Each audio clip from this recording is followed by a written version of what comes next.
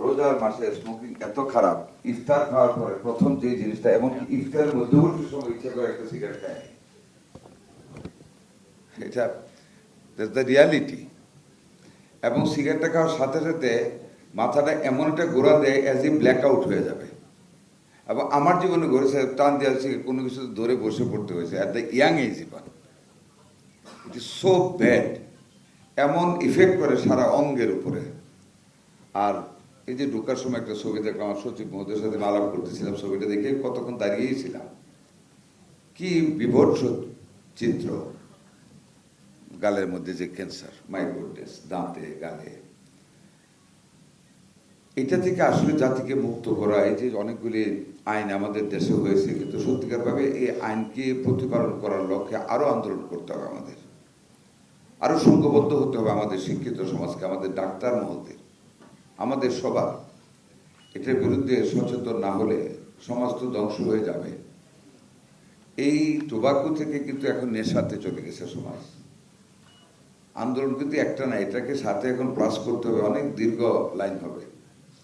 এই যে অ্যারেস্ট করতেছি, আইনের ফাঁকে বের হয়ে যাচ্ছে, অবশ্য আইন আরো কঠিন করা হচ্ছে এখন। নেশা, এই আমার ইলেকশন আগের একটা এক্সাম্পল দিই। I want to cite one example. একদিন আমি মানে নির্বাচনী কাজ শেষ করে বিকালবেলা বাড়িতে এসে আরেকটা মিটিংয়ে যাব। একজন মহিলা আসলো, বয়স কত, হার্ডলি 37, 30, 40 ক্রস করে নেই। এসে নিচে থেকে শাড়ি উঠেছে। আমি বলছি, আপনি কি করতেছেন? বাবা তুমি দেখো কি হয়েছে। তখন বুঝলাম সাম ইনজুরিজ আর দেয়ার। তার ছেলে নেশাখোর, বাড়ি ঘরে যা ছিল এমনকি ঘরের জানালা সহ সব বিক্রি করে দিছে বুঝলা। ওই দিনটা টাকা দিতে পারে নাই বুঝলা, ওই যে দায়ের কাছে আছে না, খেঁচকাটা যেটা, দায়ের কাছে দা মায়ের হাঁটুর উপরে পুরা কাইতে ঝালসা করে ফেলছে। তাই না? সন্তান তার মাকে, এর চেয়ে বড় এক্সাম্পল আর কি বলবেন বলেন?